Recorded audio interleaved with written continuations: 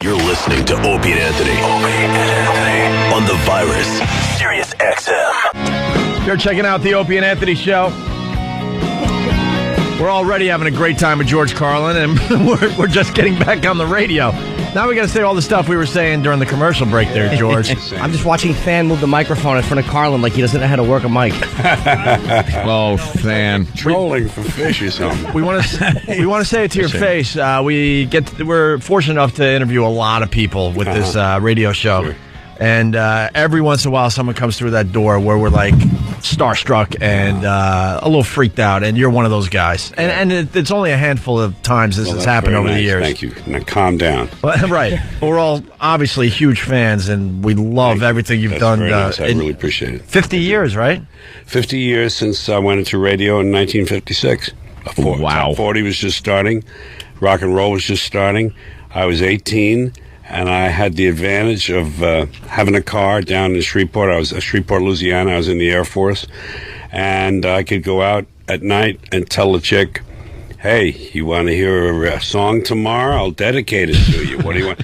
You know, it was magic, man. Two paychecks, didn't have to do anything on the air base, just do my show. Radio's just never changed as far as that goes. Well, that's why. I see it as a way to get girls. That's why most people got into radio, is for the free CDs. Well, free CDs now, whatever. Free music, and hopefully picking up a few extra women on the side. And trade outs with the sponsors. Right.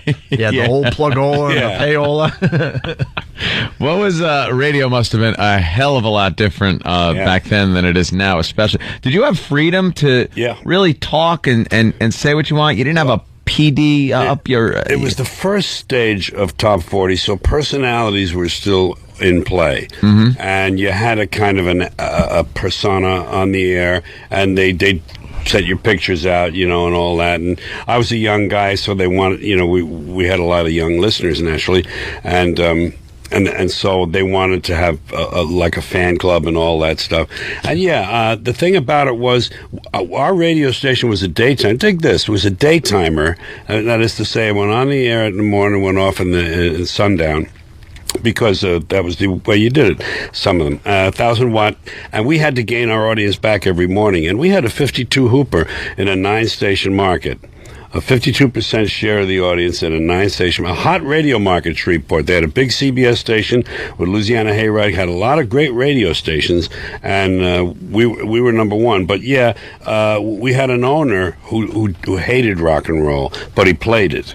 But he also played Ray Anthony and stuff like that. So it's schizophrenic. And you could choose everything you wanted. You know, you had top 30, you had the newcomers, and then you had oldies and dusty discs and all that. But it was up to you. You know, yes, you can make you your would own pick program. it. And then what about like talking between the records to get some of your personality in there? It wasn't just time and temperature and label and artist. Right. It was, you talk about whatever you felt like, and you could play around. I used to any live spots, I always had fun with them. I would do them in foreign accents, or I would do them as characters, you know. So it was a lot of freedom.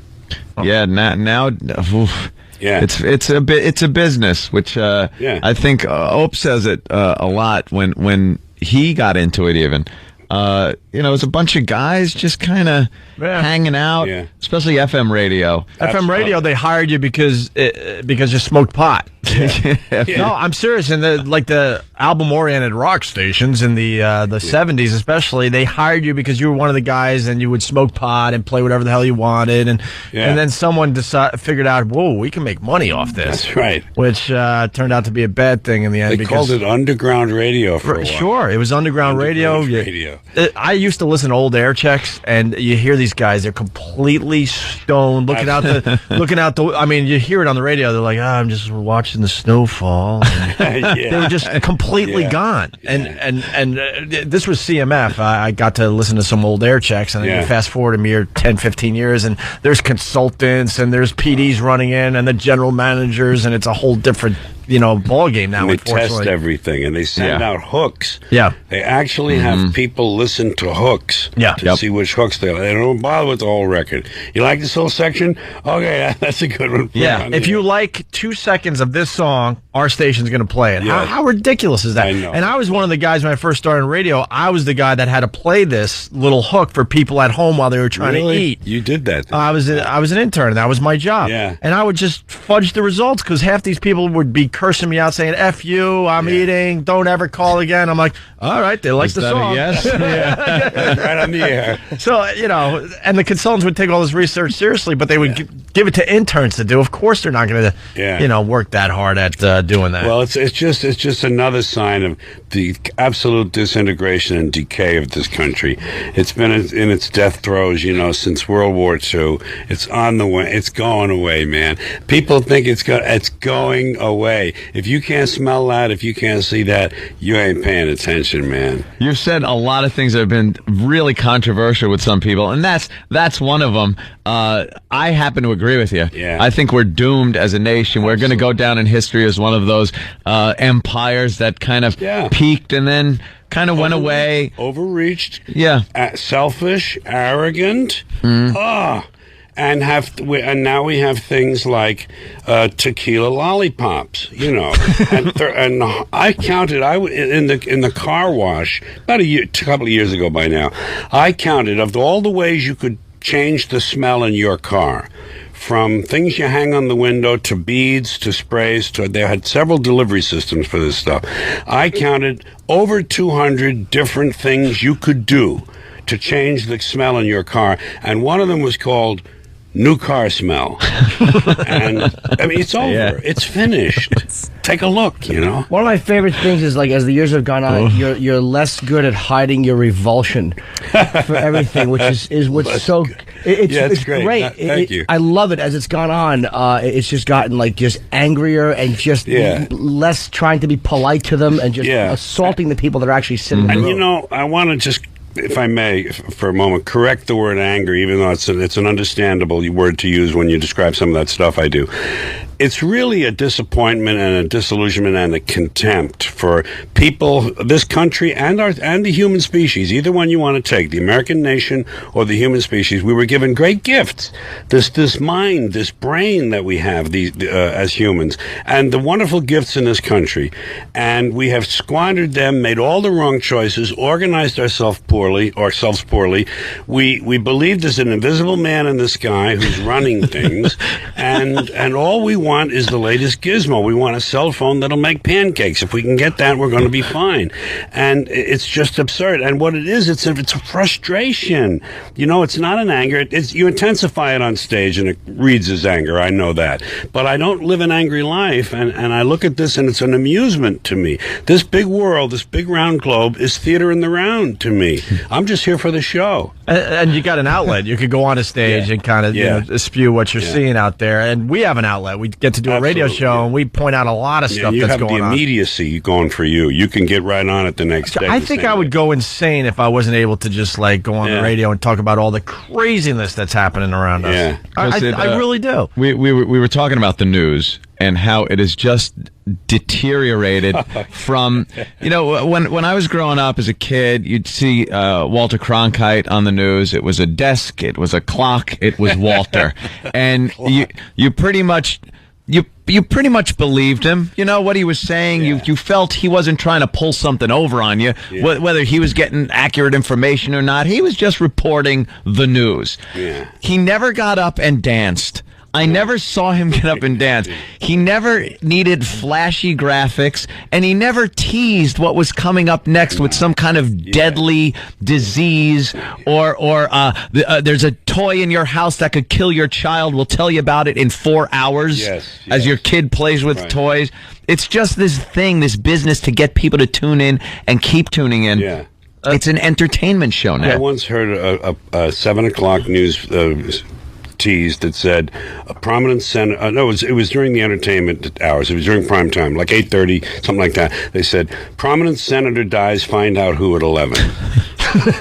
You know, I wrote it down. It was so compelling. Right. Yeah. Hey, we have to play some of these news teases for George. I think he would really appreciate it. Oh, a couple of the Hall of Fame ones that we picked. Yeah, we make fun of the local news and their news teases, right, George? Yes. And you might want to put the headphones on so you can hear this, or good. put them closer to Okay, your ear there, thanks. whatever you want to do. Okay. I'm not going to tell George Carlin what to do. This is the thing to tell me what to do. Yeah. But what we do is we collect all the news teases that come into our show, and then we make a Hall of Fame. Oh. The best of the best so far. Okay? We've only been doing this about 2 years, and I think we got like 6. We'll play a couple for you. Okay. Like this one. One city wants to pack all their sex offenders into a 3-block area. Problem is, it could be right next to your house. All the sex offenders, 3-block area, right next door to you. Right next door to you. In a 3-block area. Small city. Right. That's fantastic. And who's running on that platform? Yes. Like, who wants to do that? Yeah. We will have the sex offenders. Every one of them. One 3-block area. That's great. And then you got this one. How a twist on the predator law could shut down religion. Let's hope so. Yeah. Please.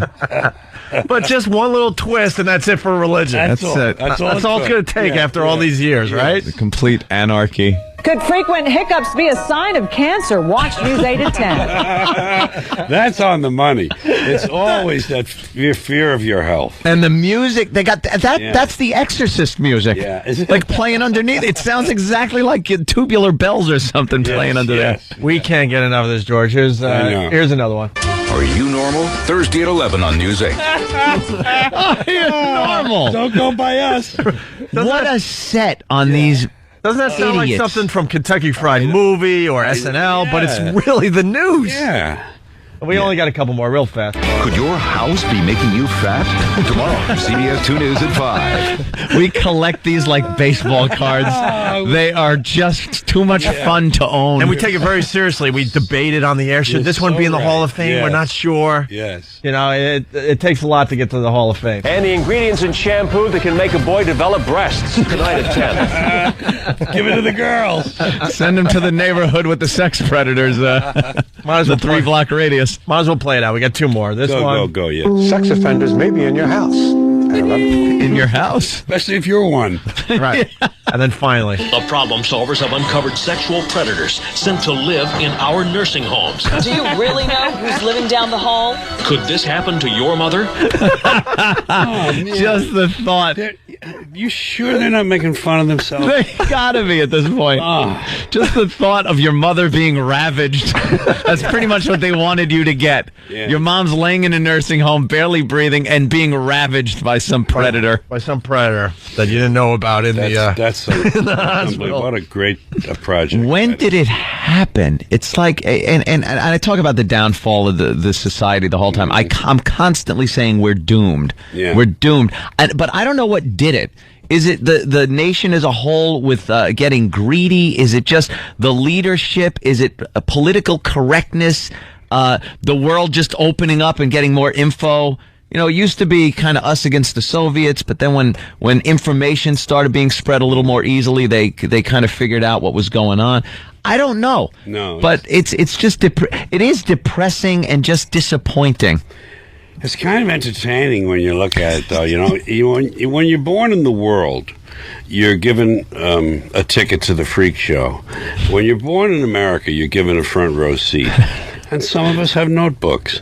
And that's as simple as that. You and I, all of us in this room, we have notebooks, and we make little some of the freaks are self-appointed. Michael Jackson, Mike Tyson, there's certain ones, and other ones are thrust into it. Leona Helmsley, it's just an interesting thing to watch. I mean, from the standpoint of personalities alone.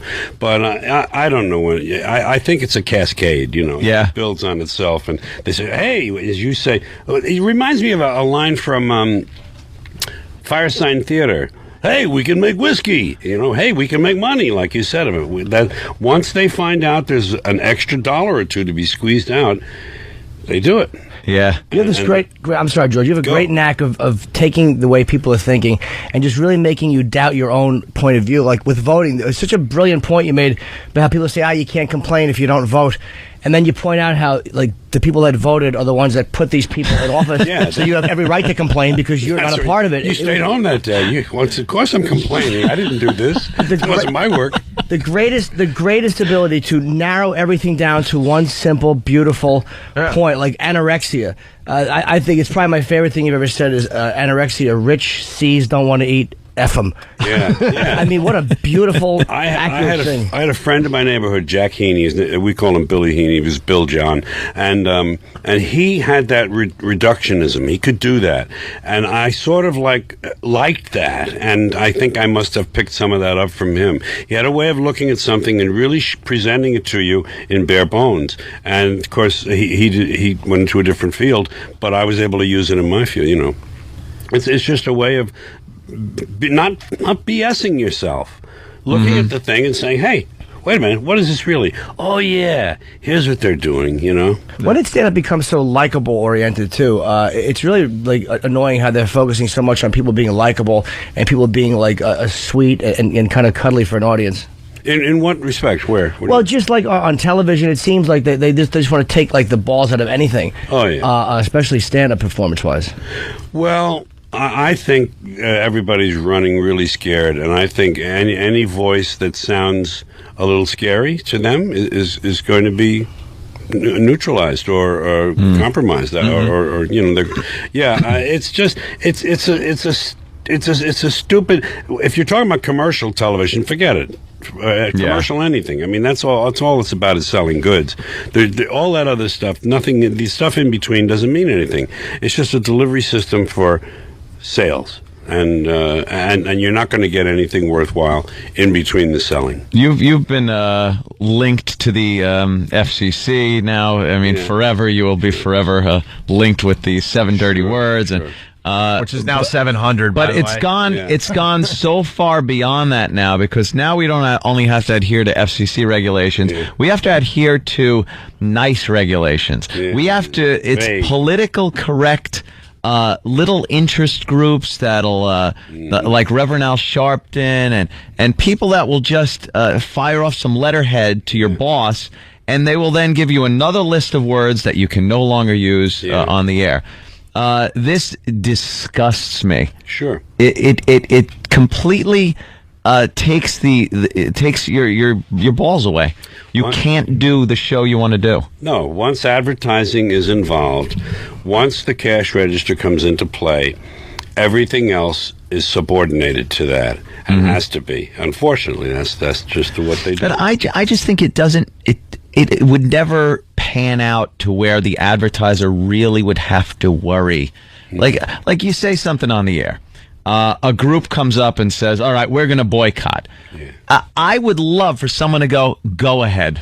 Yeah. Let me see if this affects, Coca-Cola's bottom line at the end of the year. Let's see how far see how far this really would go. But they get scared. We're talking about the IMA situation, obviously. Yeah, you get when you do a radio show, you follow the FCC guidelines. You have to, or you're going to get fired and get the company fined.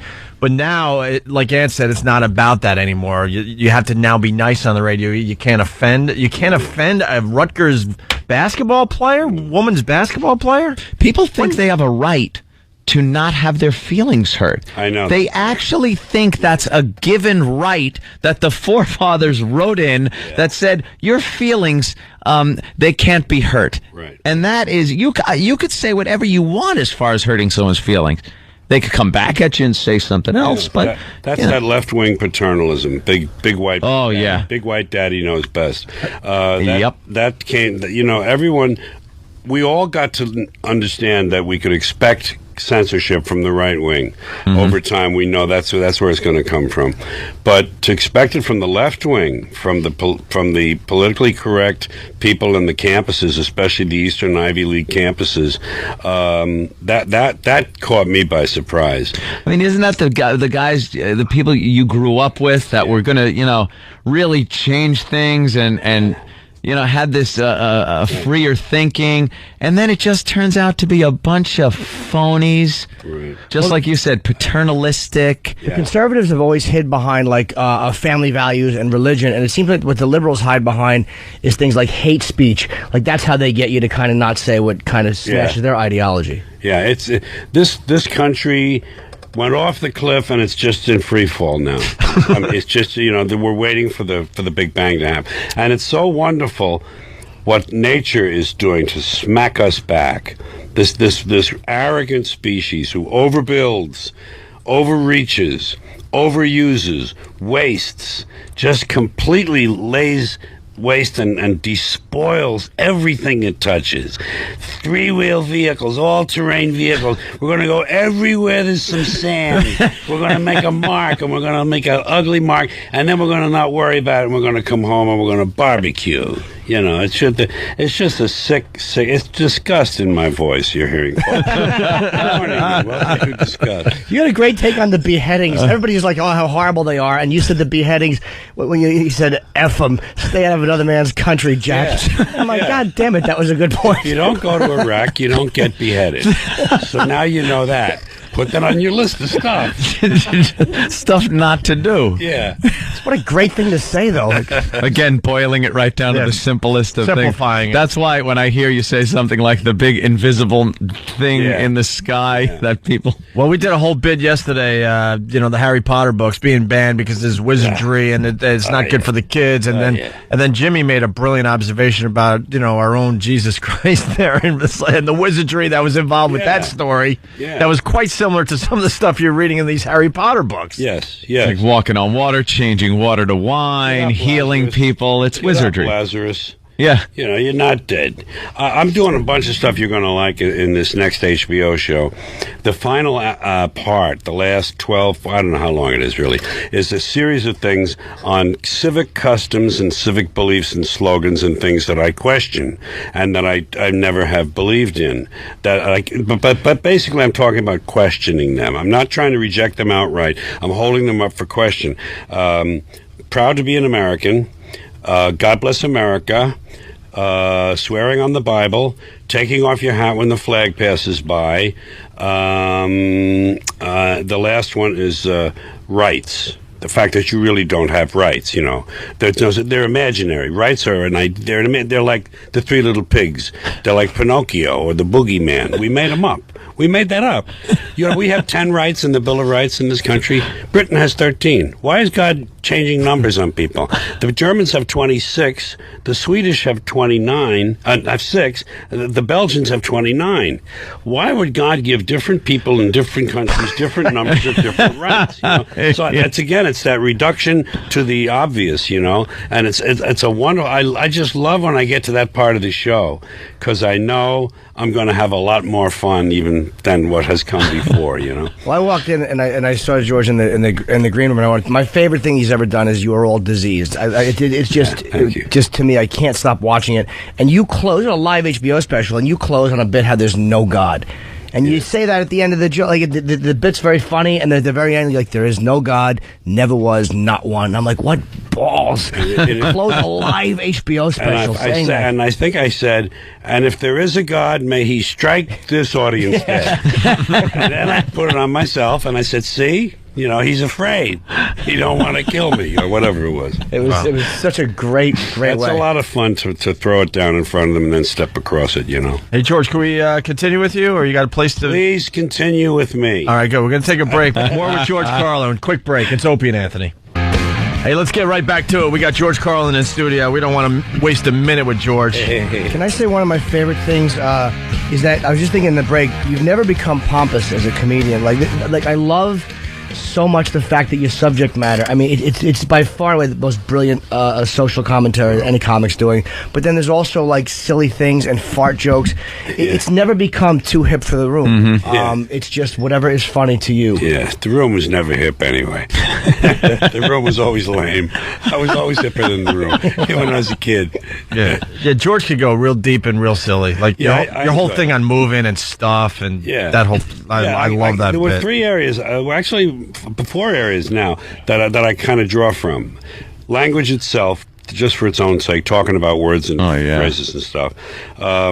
Words hurt, George. We had to read a pamphlet here to do our radio show, a whole pamphlet. I didn't mean to interrupt you, but you just brought up some that I think you would appreciate. I think you would appreciate this. That's why I jumped in here. Yeah. We with the political correctness and stuff. Yes. They handed out this pamphlet about how words hurt. Called Words Hurt, and we had to read different stereotypes and how they're used, and we shouldn't use them. And we're at a point now on regular radio where I can't go into Chinatown and speak to somebody and then convey the conversation here using the accent of the Asian gentleman, because an Asian group will write in and say I'm doing a stereotypical accent. No, I'm imitating the guy at the store I was at. Yeah. You can't say that. So I could go to any other store and go, I was talking to a salesman and he said, well, that shirt looks a little big on you. That's right. I could do that, but I can't talk about how the egg foo young isn't done yet. Right. So this Words Hurt, it was a pamphlet. We read every word on the air. Really, yeah. And made a huge joke out of it. And then we get in trouble for making a joke out of it. We're like, you're going to drive us insane. We can't take this stuff seriously in what we're doing on our radio show. Words have become so empowered. People have become very, very nervous. Where are the 4 places you draw from, though? English language, social commentary, kind of. I think that's the best word for some of that stuff, because it's not political, really, more like social, and silliness, and observations, like about stuff, things that universalities, things we all know, and therefore you have half the job is done with the audience because they already know the premise, and all you have to do is kind of like then take care of business. I think I started throwing stuff away after listening to your stuff bit. Like, we just collect stuff that just means it's nonsense. There's an interesting thing about something that someone gives you. It's very hard. Like a year after your aunt gave you a bad-looking clock or a dumb thing for a lamp, a year later, 2 years later, 10 years later, it's real easy to be in stores and say, get that out. That goes in the big pile over on the left. That's going to Salvation Army or Goodwill or whatever. But you know what's really hard to do? Throw it away the same day she gave it to you. And it's the same clock, and you feel the same way about it, but your conscience won't let you take it and put it in the dumpster when she leaves the house. It's very interesting. Enough time has to pass, and then you feel, okay, I can throw this away now. You're so right. That's really right. Throw it out with the gift wrapping still on it. That's right. Yeah, say, just say, why don't you meet me in the back? Meet me back by the garbage cans when you get to the house, because I wanted to make it easy for both of us. I throw stuff away now, and people get outraged. Like, you just got that for your birthday. I'm like, they will never know that I just threw their stuff out. I'm not. They're going through. Maybe that's where they're getting this stuff. Yeah, going through the dumpsters. What is it about just the passage of time that makes certain things okay when immediately it's just not? I was brought up the Titanic. Being just a horrific thing. A ship sinks, kills thousands. How they sing. And then, you fast forward a few years, relatively speaking, a blink of an eye, and there's an inflatable ride at kids' parties that is shaped like the Titanic sinking into the lawn with a hose, and little kids slide down the deck, and it's like, now it's a ride. And they give you some smokestacks too, so the kids can bounce off the smokestacks on the way down. And you're like, this was a horrible tragedy where people died in horrifically painful ways, but enough time goes by, and it's a kiddie ride now. And they wonder why it's all ending. Yeah. What's wrong with our country? That's why after 9/11, I brought up that same thing. I go, how much time has to pass before they have a ride based on that horrific disaster? And then people call up, hey, what do you say? You're sick. It's like, well, the Titanic. Come on, you don't think those people had family, friends, loved ones and now it's a kiddie ride? Enough time goes by, people just seem to want to forget it. And it's all different people. Yeah. All different people. And I've also found that it's okay to show dead people if they're far away or if it's old in black and white. Like old World War II stuff, it's fine. You could show Japanese people just burnt to a crisp from a flamethrower. Right. And you can show dead people now as long as they're a certain a few miles away. Yeah. You can't show them here. Like, they won't show American dead people in a car wreck or shooting. The newscast tells me you may the footage we're going to show may be too graphic for you. Yeah. And I think, not for me. Please. What else do you have in there? You must have some more. Show me the raw feed. I start licking my chops. All right. I know you're lying. Where's the raw feed? I don't like that's an edit. And I something else I don't like when these local newscasters say. There's a woman in Los Angeles, and she said after any accident, or most accidents, the ones that follow the description I'm going to say right now, she'll say, well, thank goodness no one was hurt. And I don't agree with that. I don't like... That's an editorial remark. Save that for the editorial page. Maybe it's good some people got hurt. Maybe there are people who deserve to be hurt. Maybe we should have more people hurt. Well, who is she to decide this for me? Yeah. Tell me what happened, lady. That's what I want to know. That's why I tuned in here. I'll say thank goodness they weren't hurt, or good for him. Right. I hope he's dead. Yeah, they might be horrific people. Yeah. I like getting Carlin reports. Like, once in a while, you'll see like a comic that will go to see you as you're working through the special. It's always funny to hear like the things that cause certain people to walk out of the room. And occasionally, over the years, I've gotten them from people like, yeah, he was doing this thing on abortion, and some woman screamed, F you, George, and walked out. It's funny to know, like, even you, as who you are, you're still getting this crap on the road occasionally. It's funny that people will buy a ticket who only saw you on the Johnny Carson show in the 1980s or 60s or 70s or something. Yeah, there are people who... that's why I really don't like Las Vegas audiences. I go there for sound reasons, for my own travel, to list my markets, kind of breathe a little, I go out 80, 90 dates a year. That's a lot. Every 2 years I go out to a place, and so I like to let them breathe, and I go to Vegas to earn some money. And I've always told those audiences, and there's three kinds of people here tonight. I come out and I'd say this in the beginning. We have three kinds of people. We have hardcore fans, the kind of people, and some of them cheer when you do that. Hardcore fans, the kind of people that'll drive from Buffalo to Cleveland to see your show.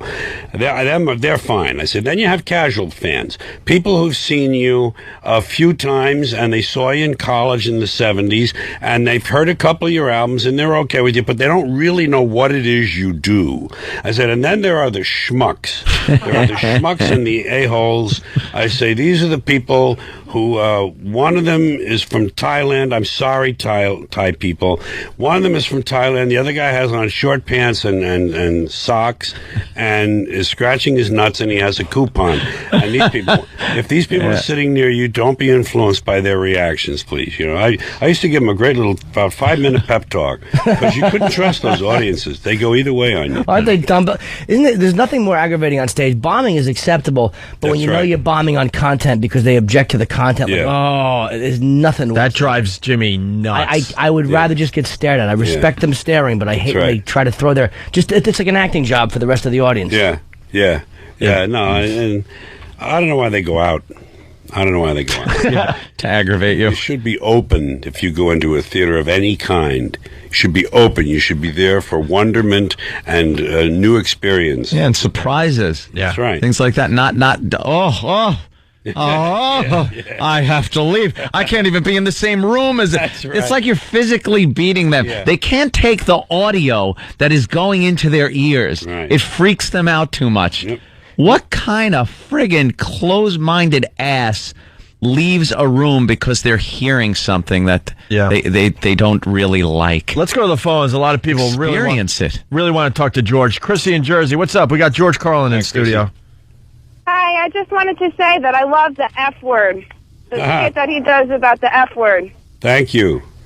I am obsessed with it. It's probably the funniest thing that I've ever seen in my life. And every time, I have a couple of friends over, I show the skit to them. And it's probably by far the funniest thing that I've ever seen in my life. I love it. You sound like a nice group. Thank you very, very much, Chrissy. What's that about there, George, just for the people? I think she's talking about the F. Please.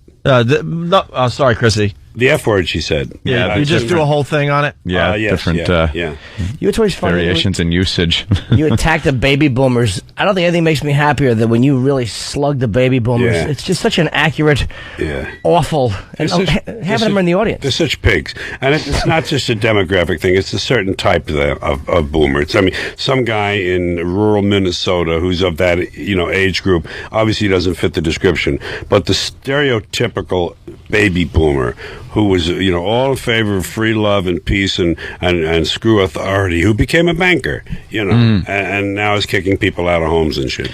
You know what I like? I like that commercial, the retirement commercial now with, who the hell is in it? The guy was in Easy Rider. Yeah.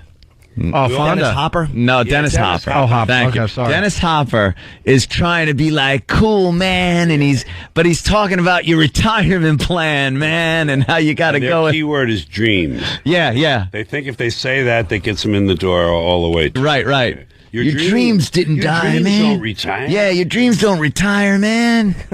Come on, man. And you're like, wait a minute, this is the guy who was smoking pot and a wild man. You should have that then pan to an old lady being beaten by a black orderly. Very nice.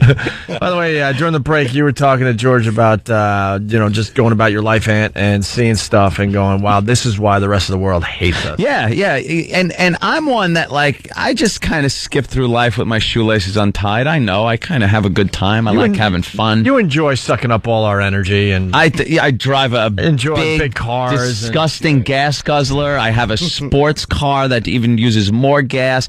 I don't care. I really don't care. I'm on a roller coaster ride, and I could give a crap if the sun exploded tomorrow. I'd actually feel better about it because I'd get to watch. Absolutely true. That's how I feel. That's how I feel about the whole thing. Right. But I do understand watching television shows and seeing things that happen around. At least I know what I'm doing. I see why we're hated by the rest of the world. Mm-hmm. It's some of this reality programming, things like you bring up anorexia, the news. You just watch certain things and go, we have no clue how France and Spain, other countries are looking at us and just going, oh, malignant narcissism. Americans. What's that? Malignant narcissism. That's what we were guilty of. We're narcissists. Mm-hmm. We see our own reflection, and we were entranced by it. Well, we were the big kahuna on the block for quite a while, and we were pretty much the world's saviors, keeping everyone safe from the dreaded commies. For so long, you could get into the details of a lot of that. Well, I'm talking about perception here. Right, okay. It's as far as especially Americans go. We were raised thinking, "Oh my God, these awful communists are here. They're taking over the world, and we're the good guys." So when that whole thing came down, we ended up with no one to really have as an enemy. Right. And I think we really started turning on ourselves. Then we found the Muslim religion to turn on. Yeah. They're going to win, by the way. I say that in some of my shows. Yeah. The Muslims are going to win because they're going to reproduce us. They're already doing that. They will definitely have more babies than we do, and they don't care. You see, they have nothing to lose. I learned very early, growing up in West Harlem, you don't necessarily, if you have to, you have to, but if you don't necessarily get into a fight with some guy who doesn't give an F, a person who has nothing to lose will always beat someone who has things at home that he wants to protect. Always. They don't care. And there's more of them, and there are going to be more and more and more.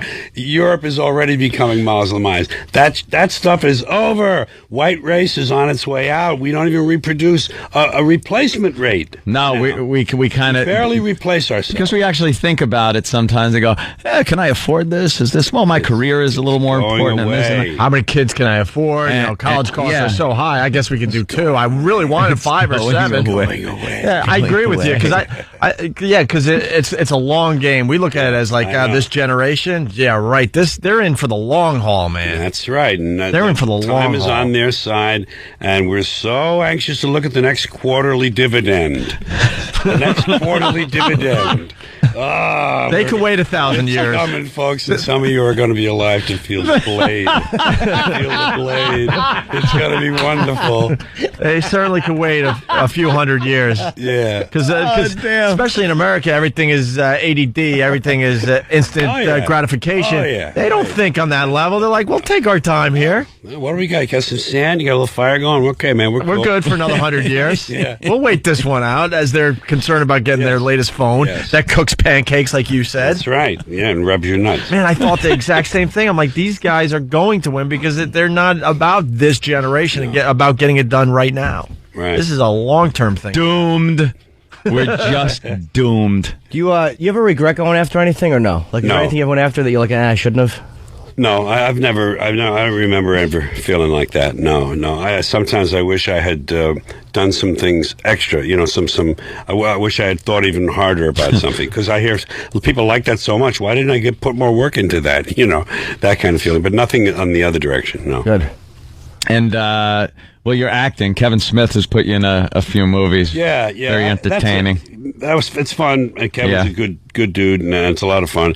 But it's a waste of time because you sit around all day for someone else to tell you what to do about something another guy wrote. Right. A different guy wrote it. One guy wrote it. One guy directed it. And all you do is you just show up and repeat. And I'd rather be sitting there writing stuff and going out and saying, hey, listen to this, you know. Where do you hear this? Yeah. Look what I did. Yeah, you don't seem like the kind of guy that wants to just sit around in a trailer. At 19 and had real tough, good acting coaches in New York, good teachers, good course, you know, really learned technique and all that, acting would have been a great life. Mm-hmm. But that didn't happen, and you can't just say, oh, I'll do that too. In my case, you can't. Yeah. Some guys do it. Some guys pull it off very well. George Carlin's show lasted, I think, one season. Was that? I'm sure it had some. Was the writing difficult because of what they were telling you above? Was it hard to go where you wanted to go? I knew it probably wouldn't have much of a chance, but I think I was 55 then, and I said to myself, you know, I've had a lot of offers from different directions about sitcoms over the years, and maybe I ought to at least give this one shot so I don't say someday, gee, I should have tried that. I mean, I hadn't really turned into as good a writer as that was 15 years ago.